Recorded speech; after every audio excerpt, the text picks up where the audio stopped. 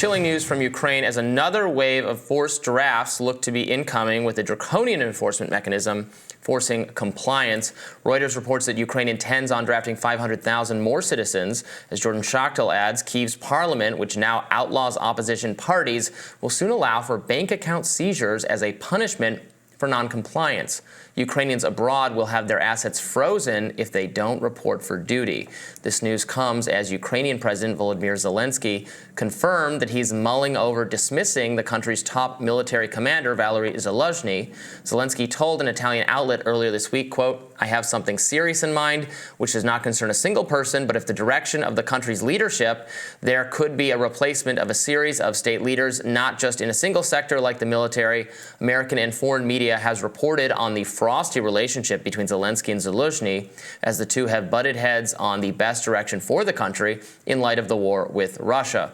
Zelensky seemingly being the figure who's been a little bit more clear-eyed about the likelihood of Ukraine prevailing in this military, in the defense of their country against Russia.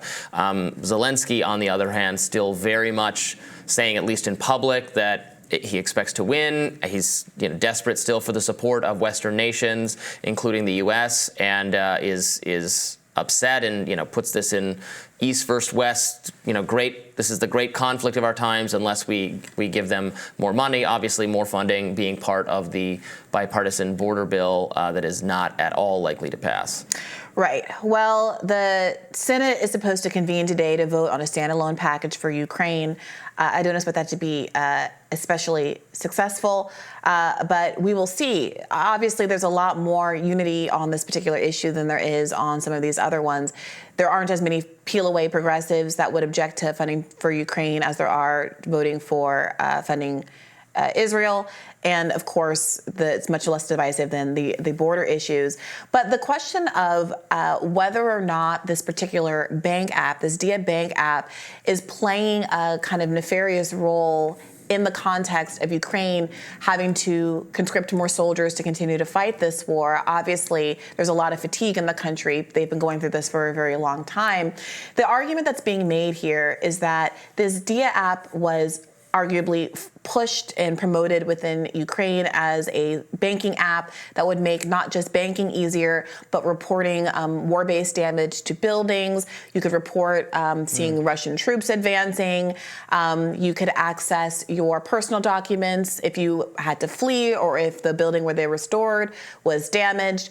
Its own website pushes it as having all of those kind of applications and being very useful.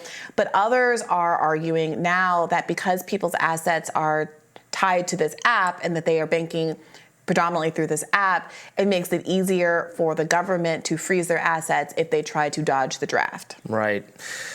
And I can see why a lot of what was promised with the app would, in fact, be helpful. Some way to crowdsource on-the-ground knowledge about, troop locations, where it's safe to be, what's going on. I mean, we do that in obviously much less serious, much less stark conditions in the U.S. with, like traffic apps that help Uber drivers, Lyft drivers, taxi drivers know what highways are blocked up. That kind of thing is the same principle. So that sounds great, but if it can be used by frankly, increasingly authoritarian central government in Ukraine to draft people, to debank people if they're not compliant. We've been talking about this, in the context of the Canadian truckers and some Kanye West, other people becoming problematic, and because of this tremendous ability to centralize these things through apps that can be control, in governments that have less ironclad protections for civil liberties and free speech than the U.S. does, you can really see how they could be used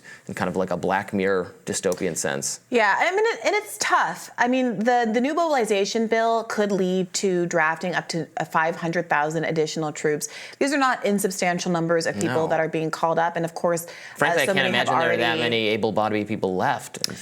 Where there was reporting about a month or so ago about women, looking at the draft pool, and there being so many women and older men when you're looking at the room of folks.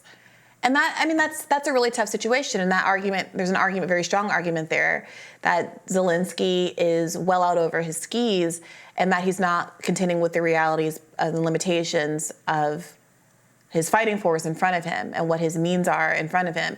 And that, frankly, even a bailout funding bill from the United States of America is only going to prolong the inevitable, which is why... And also, No, go ahead. Who's going to be using these? Even if we send them more aid, more weaponry, I mean, who is actually going to be the people using this equipment? Are we now recruiting the women and the elderly people and the people under it? Is that going to be an effective fighting force, even if they're equipped with the best stuff the American military has to offer? Yes, and so it comes back to this question of whether in the month or two after Russia first invaded, when there were negotiations afoot that were thwarted by the United States and the UK, was Ukraine at that time in a better bargaining position because it was not looking at these depleted forces and it was not looking at kind of the territorial losses that it thought it was going to be able to recoup?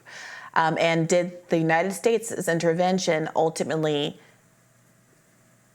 really push him up the creek? Yeah. I'm trying to use an expression that I can use on television, but all of them are filled with expletive because it's a really terrible situation to be in. And is that guilt, frankly, part of what is driving so many Congress members to want to continue aid?